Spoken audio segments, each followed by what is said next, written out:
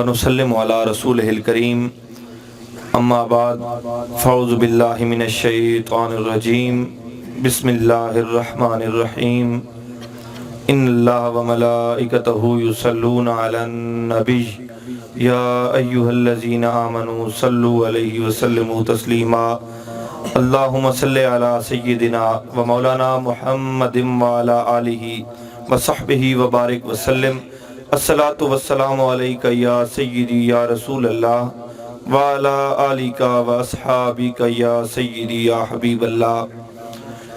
एक दिन मैं पिया दिल विच रोवां हथों जुर्म खताई हूँ आँखां कमली वाले आका अर्जी ना ठुकराई हूँ मैं डुबिया दरिया गुनाहां पैरां तू सिर ताई हूँ बख्शिश जोगा मूल न रिहा हदों वध खताई हूँ सहवां दे मुक्कण तू ही पहला आदि दार कराई हूँ पहली रात कबर विच मेरी मुख दा नूर वसाई हूँ जद आमाल तरकड़ी तुलसन झात करमदी पाई हूँ मैं डरसा मेरे कोल खलोवे मैनू छड़ के दूर न जाई हूँ अमल कुचजे पेंडे लंबे दिगदी नू गल लाई हूँ हजरत बोले आसी बंदिया रोग न दिल नू लाई हूँ हथ मेरा तेरी कणते रहसी हशर दिहाड़े ताई हूँ हो सकी ते साल दा फेरा शहर मदीने पाई हूँ बूहा मेरा ना छड़ी मेरे बूहे ते आई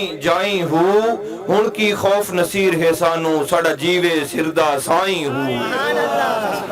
हाज़रीन मुकर्रम, दुआ है अल्लाह रब्बुल इज़्ज़त ये महफिल पाक सजाना हम सब का हाजिर होना अपनी बारगाह कुदसिया में कबूल फरमा के अपनी शान के मुताबिक अजर अज़ीम अता फरमाए।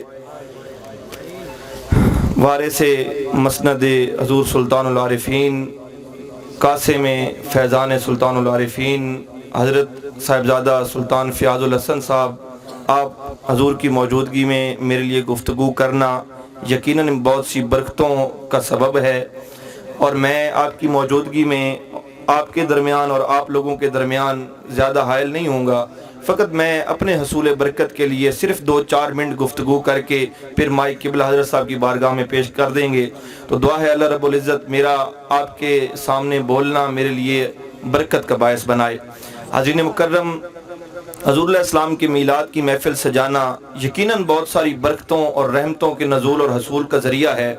याद रखिए, जहाँ भी मेरे आका के मीलाद का जिक्र किया जाए वहाँ बहुत सारी बरकतें और रहमतें अल्लाह रब्बुल इज़्ज़त अता फरमाता है, जिसमें से बहुत बड़ी एक बरकत ये वहाँ अता की जाती है कि जहाँ भी मेरे आका के मीलाद का जिक्र किया जाए, याद रखिए वहाँ पे कभी फना नहीं होती, हमेशा बका ही बका होती है। ये मेरे आका के मीलाद के जिक्र का फायदा है। और आइए मैं इस बात की दलील भी अर्ज करता चलूं।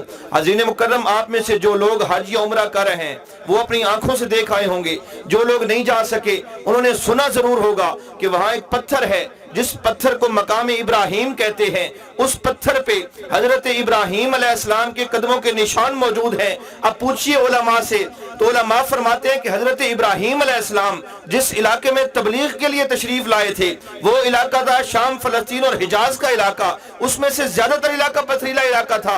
तो मुझे बताइए, हजरत इब्राहिम अलैहिस्सलाम पथरीले इलाके में जो तशरीफ लाए थे तो फिर उनके कदम इस पत्थर मकाम इब्राहिम के अलावा बाकी पत्थरों पर भी आए होंगे या नहीं आए होंगे? यकीनन आए होंगे। लेकिन उन बाकी पत्थरों के बारे में आज कोई नहीं जानता कि वो किस सूरत में मौजूद हैं, मौजूद भी हैं या फना हो गए। उन पत्थरों को बका नहीं अता की गई। इस पत्थर मकाम इब्राहिम को बका क्यों अता फरमा दी गई? हालांकि उन पत्थरों पे भी उसी हस्ती के कदम आए होंगे, इस पत्थर पे भी उसी हस्ती के कदम आए, उनको बका नहीं मिली। इसको बका क्यों मिल गई? इसका सिर्फ और सिर्फ एक ही जवाब है, और वो जवाब ये है कि इस पत्थर मकाम इब्राहिम को बका इस वास्ते अता फरमा दी गई चूंकि इस पत्थर पे खड़े होके हजरत इब्राहिम अलैहिस्सलाम ने हमारे आका का मीलाद पढ़ा था। इसी पत्थर पे खड़े होके हजरत इब्राहिम अलैहिस्सलाम ने अल्लाह रब्बुल इज़्ज़त की बारगाह में ये दुआ की थी कि मौला उस नबी आखिरुज़ ज़मां को भेज दे। तो जिस पत्थर पे खड़े होके हमारे नबी के मीलाद की दुआ की गई, उस मीलाद की दुआ के वसीले से अल्लाह रब्बुल इज़्ज़त उस पत्थर को बका अता कर देता है। तो फिर मेरे आका का जो गुलाम आज अपने घर में, अपनी बस्ती में, अपने मोहल्ले में जहां भी मुस्तफा के मीलाद की महफिल सजाएगा वहां हमेशा बका ही बका होगी। اور وہ جگہ فنا سے محفوظ رہے گی۔ تو یہ اللہ کے محبوب کے میلاد منانے کی برکت ہے، تو ہم کیوں نہ اس محبوب کا میلاد منائیں۔ اور آؤ میں اسی کا میلاد منانے کا ایک اور فائدہ عرض کر کے اپنی گفتگو کو سمیٹ دوں گا یہیں۔ حضرین مکرم، آج بہت سارے ذہنوں میں یہ سوال پیدا ہوتے ہیں کہ آپ لوگ میلاد کی محفلیں سجاتے ہیں، وقت نکالتے ہیں، پیسہ لگاتے ہیں، آپ کو میلاد منانے سے کیا فائدہ ملتا ہے؟ میلاد کی محفلوں میں جانے سے کیا فائدہ ملتا ہے؟ تو عزیزین مکرم یاد رکھیے، میلاد کی محافل میں جانے سے ہمیں بہت سارے دوسرے فائدوں کے ساتھ ایک بہت بڑا فائدہ یہ ملتا ہے کہ ہمارے سینوں میں جو اپنے نبی کا ادب ہے اس ادب میں اضافہ ہوتا ہے، یہ فائدہ ہمیں ملتا ہے۔ اور نبی پاک کا ادب کتنی بڑی چیز ہے کہ بلا حضرت صاحب کی موجودگی میں یہ بات ذمہ داری سے عرض کر رہا ہوں۔ حضرین مکرم، نبی پاک کا ادب یہ اتنی بڑی چیز ہے کہ اگر مسلمان کے سینے میں اپنے نبی کا ادب ہے تو مسلمان کے سارے اعمال قبول ہیں۔ اگر مسلمان کا سینہ اپنے نبی کے ادب سے خالی ہو جائے تو اس کو کوئی نیک عمل بھی رب کی بارگاہ میں قبول نہیں ہو سکتا۔ ادب مصطفیٰ اتنی بڑی چیز ہے۔ اور آئیے میں اس کی بھی دلیل عرض کرتا چلوں۔ حضرین مکرم، اس امت میں ایک محقق گزرے ہیں جن کا نام ہے امام سہیلی۔ امام سہیلی رحمۃ اللہ علیہ نے ایک روایت بیان فرمائی ہے۔ وہ فرماتے ہیں کہ اللہ رب العزت کا ایک فرشتہ تھا جس کا آسمانوں پہ تخت لگتا تھا، اس کے تخت کے ارد گرد 70,000 فرشتے ہر لمحہ اس کی خدمت کے لیے موجود رہتے تھے، اور اس فرشتے کے ہر سانس کے بدلے ایک نیا فرشتہ پیدا ہوتا تھا۔ پھر ہوا یوں کہ اللہ پاک اس فرشتے سے ناراض ہو گیا، رب فرشتے سے ناراض ہوا، رب نے حکم دیا اس فرشتے کا تخت آسمانوں سے اٹھا کے کوہ کاف کے گڑھوں میں پھینک دیا جائے۔ اس فرشتے کو آسمانوں سے اٹھا کے زمینوں پہ کوہ کاف کے گڑھوں میں پھینک دیا گیا۔ وہاں سے ایک دن جبرائیل امین کا گزر ہوا۔ وہ فرشتہ عرض کرتا ہے، اے سید الملائکہ، اے فرشتوں کے سردار، کبھی ہمارے بارے میں بھی رب کی بارگاہ میں عرض کیجئے۔ ایک دن ہمارا یہ مقام تھا، ہمارا آسمانوں پہ تخت لگتا تھا، ہمارے تخت کے ارد گرد 70,000 فرشتے ہر لمحہ ہماری خدمت کے لیے موجود رہتے تھے، اور ایک آج کا دن ہے ہم کوہ کاف کے گڑھوں میں پڑے ہیں، رب کی بارگاہ میں عرض کیجئے، رب ہمیں معاف فرما دے۔ جبرائیل امین نے فرمایا، ٹھیک ہے، میں رب کی بارگاہ میں تو ضرور عرض کروں گا، لیکن آپ مجھے یہ بتائیں رب ناراض ہوا کیوں ہے؟ آپ کو آسمانوں سے اٹھا کے زمینوں پہ کیوں پھینکا گیا ہے؟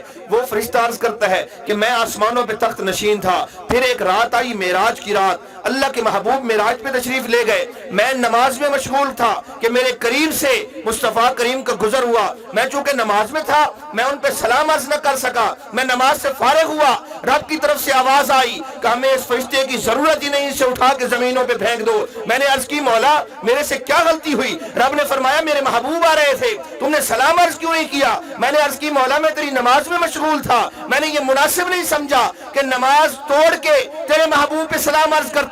رب کی طرف سے آواز آئی کہ اس فرشتے سے پوچھو کہ کل دین سے منہ موڑ کے کون سی نمازیں پڑھ رہے تھے، ہمیں تو ان نمازوں کی ضرورت ہی نہیں جن میں ادب مصطفیٰ کا خیال نہ رکھا جائے۔ پھر اسی مقام پہ ہمارے امام بول اٹھے کہ ثابت ہوا کہ جملہ فرائض فرو ہے، اصل الاصول بندگی اس تاجور کی ہے۔ اور پھر شاہ نصیر نے اس میں بڑا خوبصورت اضافہ فرمایا کہ صوم و صلاۃ ہے کہ سجود و رکوع ہے، ہر چند شرع میں یہ اہم الوقوع ہے، مگر حب نبی نہ ہو تو یہ سب نانفو ہے۔ ثابت ہوا کہ جملہ فرائض فرو ہے، اصل الاصول بندگی اس تاجور کی ہے۔ خیر، جبرائیل امین گئے، انہوں نے جا کے عرض کی، مولا وہ فرشتہ معافی کا طلبگار ہے، معافی چاہتا ہے۔ اب اللہ رب العزت ہر چیز کا مالک، ہر چیز کا خالق، وہ ویسے بھی معاف فرما سکتا تھا۔ رب نے فرمایا اسے کہو اگر معافی چاہتا ہے تو وسیلہ تلاش کرے، اگر معافی چاہتا ہے۔ یہ امام سہیلی کی بیان کی ہوئی روایت ہے۔ اللہ رب العزت نے فرمایا کہ اس فرشتے سے کہو اگر معافی چاہتا ہے تو وسیلہ تلاش کرے۔ جبرائیل امین آئے، اسے کہتے ہیں وسیلہ ڈھونڈو، رب معاف فرما دے گا۔ وہ عرض کرتا ہے، سید الملائکہ آپ نے اتنی مہربانی فرمائی ہے، رب کی بارگاہ میں جا کے میری بات کی ہے، وسیلہ آپ خود بتا دیجئے۔ جبرائیل امین نے فرمایا کہ تم مصطفیٰ کریم اور آپ کی آل پاک پہ درود بھیج دو، رب معاف فرما دے گا۔ اس فرشتے نے درود بھیجا، درود بھیجنے کی دیر تھی کہ رب نے معافی کے پروانے عطا فرما دیے۔ تو ادب مصطفیٰ اتنی بڑی چیز ہے، اور وہ ادب مصطفیٰ ان محافل میں آنے سے بڑھتا ہے۔ اس لیے ان محفلوں میں آیا کرو، اپنے نبی کا ادب اپنے سینوں میں بڑھاؤ، اپنے نبی سے محبت کرو۔ یاد رکھو، آج جو لوگ میرے آقا کی ذات کے بارے میں اونچ نیچ باتیں کرتے ہیں، طرح طرح کی باتیں کرتے ہیں، وہ کیوں کرتے ہیں؟ وہ اس لیے کرتے ہیں کیونکہ انہیں اللہ رب العزت نے مصطفیٰ کریم کی معرفت عطا نہیں فرمائی۔ جنہیں اللہ پاک نے مصطفیٰ کریم کی معرفت عطا فرما دی ہے، پھر ان لوگوں کی زبانیں اپنی ہیں، ان لوگوں کے انداز اپنے ہیں پھر جنہوں نے دیکھا ہے بات ہر ہستی نے ایک ہی کی ہے. دیکھیے نا اعلیٰ حضرت بریلوی، آپ نے حسن مصطفیٰ دیکھا، پکار اٹھے لَكَ بَدْرٌ فِي الْوَجْهِ الْأَجْمَلِ خط حالائے ماہ زلف ابر اجل. لَكَ بَدْرٌ فِي الْوَجْهِ الْأَجْمَلِ خط حالائے ماہ زلف ابر اجل. اعلیٰ حضرت گولڈوی حضرت پیر میر علی شاہ صاحب رحمۃ اللہ علیہ، آپ نے حسن مصطفیٰ دیکھا، یہی بات اپنے الفاظ میں لکھ ڈالی. فرمایا مکھ چند بدر شاشانی ہے، مٹے چمکدی لاٹ نورانی ہے، کالی زلف تے آنکھ مستانی ہے، مخمور رکھین مدبریاں. اعلیٰ حضرت بریلوی نے اپنے آقا کی شان دیکھی تو پکار اٹھے کہ اے بس خام نوائے رضا، نہ یہ طرز میری نہ یہ رنگ میرا، ارشاد احبہ ناطق تھا، نہ چار اس راہ پڑا جانا. پیر صاحب کو مصطفیٰ کریم کی شان نظر آئی، آپ نے یہی بات اپنے الفاظ میں لکھ ڈالی. فرمایا سبحان اللہ ما اجملکا ما احسنکا ما اکملکا. کتے مہر علی کتے تیری ثنا، گستاخ رکھیں کتے جاڑیاں. تو جن لوگوں کو آقا کریم کی شان نظر آ گئی، ان لوگوں کی زبانیں اپنی تھیں، انداز اپنے تھے، بات ساری ہستیوں نے ایک ہی کی. اور اس بات کو اگر مفہوماً عرض کرنا چاہوں تو سب نے یہی کہا کہ ساری کائنات رب نے بنائی ہے، ساری کائنات کو بڑا خوبصورت بنایا ہے، بڑا اچھا بنایا ہے. مصطفیٰ کریم کو بھی رب نے بنایا ہے، لیکن مصطفیٰ کریم کو بنایا ایسا ہے کہ اپنے بنائے ہوں میں بھی کوئی مصطفیٰ جیسا نہیں بنایا. ان سب نے یہی ہمیں عقیدہ سکھایا ہے. اپنے آقا کی ذات کے بارے میں عقیدہ صحیح رکھ کے اپنے آقا کی محبت اور ادب سینے میں رکھ کے زندگی گزاریں. اللہ رب العزت ہمیں اپنے آقا کا وفادار رکھے اور ان نیک لوگوں کی نسبت تا قیامت ہمیں بھی اور ہماری آنے والی نسلوں کو بھی ایسی نسبتیں میسر فرمائے. اللہ پاک یہ محفل سجانا، ہم سب کا حاضر ہونا اپنی بارگاہ میں قبول فرما کے اپنی شان کے مطابق اجر عظیم عطا فرمائے. آمین آمین.